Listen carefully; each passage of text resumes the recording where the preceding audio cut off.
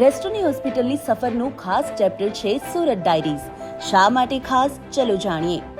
નીને replace નહીં પરંતુ તેને કુદરતી રીતે જ રિસ્ટોર કરવાની પદ્ધતિ એટલે ની રિસ્ટોરેશન સર્જરી. આ સર્જરીની શોધ અને શરૂઆત ડોક્ટર શરદ ઓઝાએ કરેલી, જેને હવે 40થી વધારે વર્ષનો સમય થઈ ચૂક્યો છે. ડોક્ટર શરદ ઓઝાએ 10 વર્ષ પહેલા જે દર્દીઓની ની રિસ્ટોરેશન સર્જરી કરી હતી તેમને મળવા પહોંચ્યા તેમના પુત્ર હેમ ઓઝા. ઓપરેશનના એક દાયકા બાદ પેશન્ટ સાથે મુલાકાત શા માટે?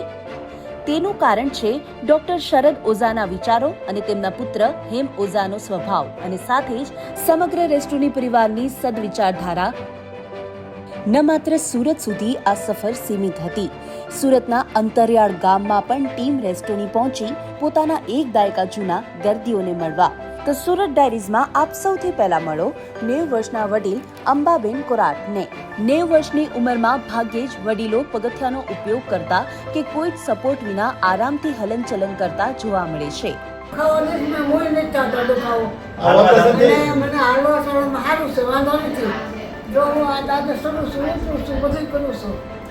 માનો કે 10 વર્ષ પહેલા મેં એને ત્યાં ઓપરેશન કરાવેલું અને એ ઓપરેશનની ખાસિયત એ હતી કે કોઈ ફોરેન બોડી નાખ્યા વગર અને સ્ટેમ સેલ ડેવલપ કરી અને એ ઓપરેશન કરાવેલું. અને આજની તારીખમાં 10 વર્ષ થઈ ગયા, મારા મધરને કોઈ પ્રોબ્લેમ નથી, બેસવું ઉઠવું ઘરનું ઘણું ખરું કામ એ જ સંભાળે છે. એટલે અમને બહુ સંતોષકારક અમને એનો અનુભવ થયો છે. અંબાબેન તો એકદમ પરફેક્ટ છે. અંબાબેનને ફિટ એન્ડ ફાઇન જોઈને તેમના પુત્ર પણ વસવસો કરી રહ્યા છે કે તેમણે પોતે શા માટે ની રિસ્ટોરેશન સર્જરી ન કરાવી. આપણે બાનો ભલે હતું પણ આપણે અહીંયા નહીં જવું, કારણ કે ધક્કા ખાવા નહીં. અને અહીંયા તમારે અહીંયા જોઈન્ટ બદલે જ છે, બહુ વ્યવસ્થિત છે. પણ મારે સર ખામી રહી ગઈ છે કે ભાઈ મેં પછી બતાવ્યું અને એને કીધું ભાઈ આમાં છે ને થોડી જગ્યા રહી ગયેલી છે, એટલે તમારે આ ચાલવામાં અવાજ આવે અને દુખાવો થવો. મેં તો સાહેબ આનું હું કરું આનું કાંઈ ન કરાય, ખોલાય નહીં, ખોલવામાં બહુ મજા નહીં છે. એટલે તો અત્યારે અમને પીડા હું ભોગવું છું.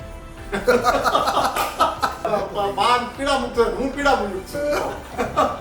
હું કોઈને ના જ પડું ભાઈ આ ઓપરેશન ન કરાવાય, અમદાવાદ જોઈ જવાય. એટલે તો તમને સાહેબ અહીંયા આગ્રહ કરું છું તમે અહીંયા એક હોસ્પિટલ ખોલો. મેં તમને કીધી હું હર વખતે તમારો ફોન આવે હું કહું સાહેબ એક ઓપરેશન અહીંયા એક હોસ્પિટલ અહીંયા કરો, હું તમને જગ્યા હોતા આપું. તો ઘડપણમાં આપના ઘૂંટણને યોગ્ય સહારો આપવો હશે તો રેસ્ટોનીનો સહારો ચોક્કસથી લેવો પડશે.